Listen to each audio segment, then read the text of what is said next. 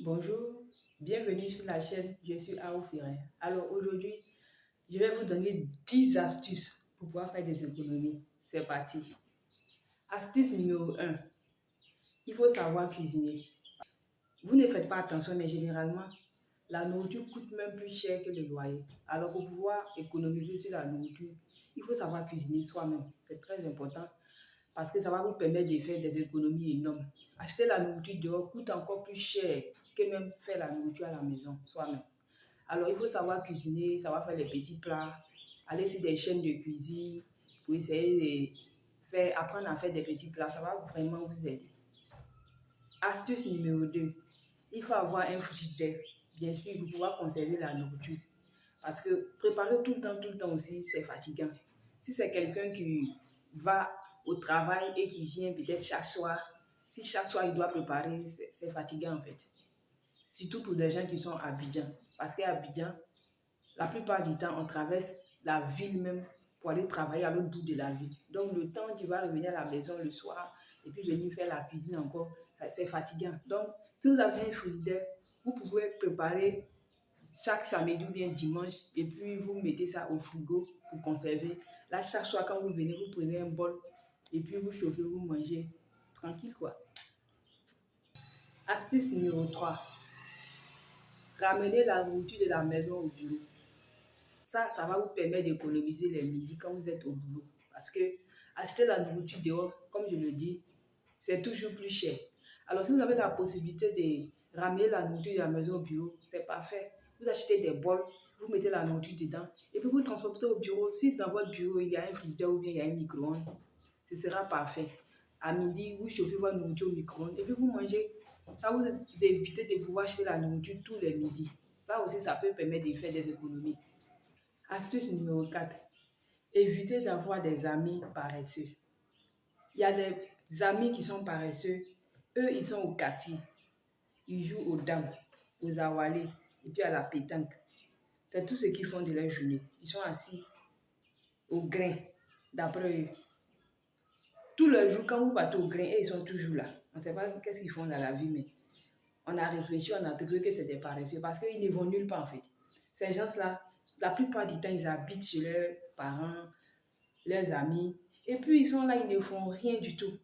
Ces gens d'amis, ils ne vont pas vous apporter quelque chose. Ils ne vont pas vous conseiller.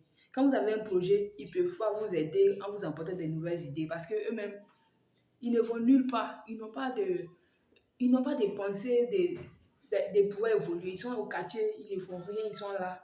Ils ne veulent que demander de l'argent aux gens pour pouvoir manger. Ou bien quand quelqu'un vient de manger, aller lui demander un plat, ce genre de trucs. Donc, évitez ce genre d'amis-là. Ça vous permet d'économiser. Croyez-moi. Astuce numéro 5. Épargnez 10 à 15% de son salaire si possible.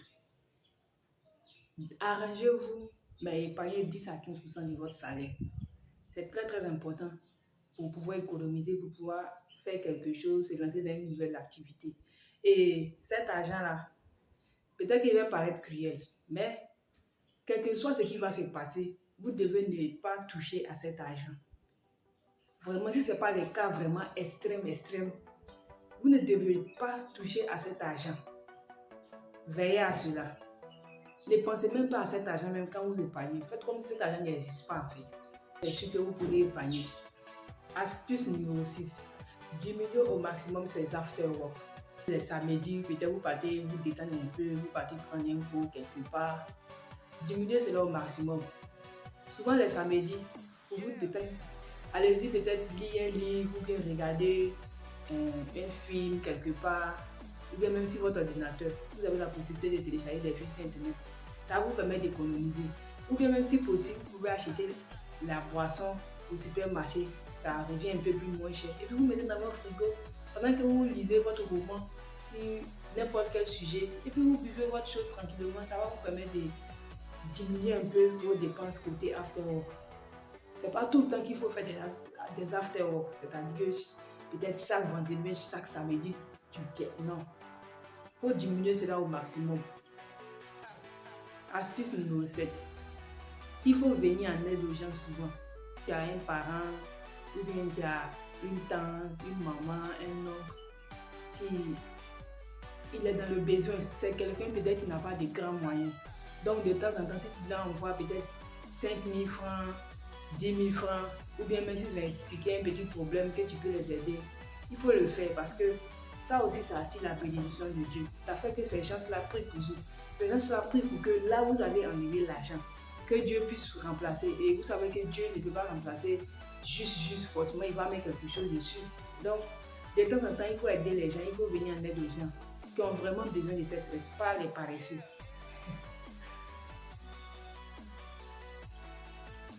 Astuce numéro 8. Nous sommes en Afrique. Bon, pour les Africains qui me suivent, bien sûr, vous avez des écorces d'arbres, les femmes vendent au marché, genre les médicaments traditionnels là. Il faut boire des décoctions de temps en temps parce que la plupart du temps, le palu, c'est quelque chose qui est répandu en Afrique. Pour avoir le palu, c'est rien quoi. Donc, pour éviter d'avoir un certain palu qui puisse véritablement te maintenir au niveau à l'hôpital, de temps en temps, il faut boire des décoctions, c'est-à-dire des médicaments traditionnels contre le palu, contre la fièvre jaune ou bien contre les plaies des ventres. La plupart du temps, ce sont ces 3 maladies-là qui nous fatiguent beaucoup et qui font que véritablement, souvent même on doit à l'hôpital à cause de ça, le palu, la fièvre typhoïde, plaies des ventres, ce sont des maladies-là. Allez chercher des décoctions, vous préparez. Il y a des femmes qui préparent pour mettre dans les bouteilles. Déjà, vous achetez, puis vous buvez ça de temps en temps pour prévenir ces gens de maladies. Vous allez voir que dans l'année, vous n'allez pas tomber trop malade, peut-être 1 ou 2 fois dans l'année. Après, c'est ce que moi je fais. Je bois des médicaments contre le palu et tout ça pour pouvoir prévenir de graves rechutes en fait. Astuce numéro 9. S'habiller avec des friperies. Ça aussi c'est important. C'est pas tout le temps il faut acheter des habits de marque ou bien même aller coudre des habits chez un couturier. Souvent ça revient très cher même de coudre des habits chez un couturier que d'acheter des habits dans une friperie. Je ne sais pas si vous avez remarqué. Moi en tout cas, il y a des fois je couds des robes à 10 000 15 000 francs alors que j'achète des robes dans des friperies à 3 500 5 000 francs. Vous voyez la différence. Donc imaginez si tout le temps je dois coudre des habits chez un couturier, ça va me revenir très cher. Donc je palie, je couds un peu chez le couturier puis j'achète aussi en friperie pour pouvoir pallier, pour pouvoir économiser au maximum dans le côté habillement. Habiller dans les friperies c'est très important. C'est pas tout le temps encore des habits des marques. Astuce numéro 10. C'est la dernière astuce et elle est tout importante que les autres astuces. Il faut habiter auprès de son lieu de travail, c'est très important. Parce que quand tu habites loin de ton lieu de travail, non seulement ça va te couper dans le transport et puis il y aura aussi la fatigue. Traverser peut-être toute une ville pour aller travailler à l'autre bout de la ville, c'est fatigant et puis ça va te couper dans le transport. Peut-être qu'à l'autre bout de la ville, le loyer coûte peut-être 30 000 bien 40 000. Mais quand tu mets le transport dessus, on s'en va dans les peut-être 70 000, 80, 90 000. Il serait mieux de chercher un logement de 80 000 qui soit près de ton lieu de travail. C'est vrai que peut-être il y aura toujours un petit transport, mais je crois que c'est mieux. Et puis ça va t'éviter des fatigues inutiles. Ça va t'éviter de te lever tôt et arriver tard tout le temps à la maison. Pensez-y. Peut-être que vous allez trouver que c'est cher, mais calculez vous-même. Le transport entre votre lieu de travail et puis le loyer. Vous pouvez faire la somme des deux et puis vous allez voir. Ça va vous permettre de prendre une maison qui est près de votre lieu de travail et en même temps ça va vous éviter des fatigues. Vous allez voir que c'est une très bonne solution. Alors, c'était là les 10 astuces que je voulais vous donner aujourd'hui sur la page.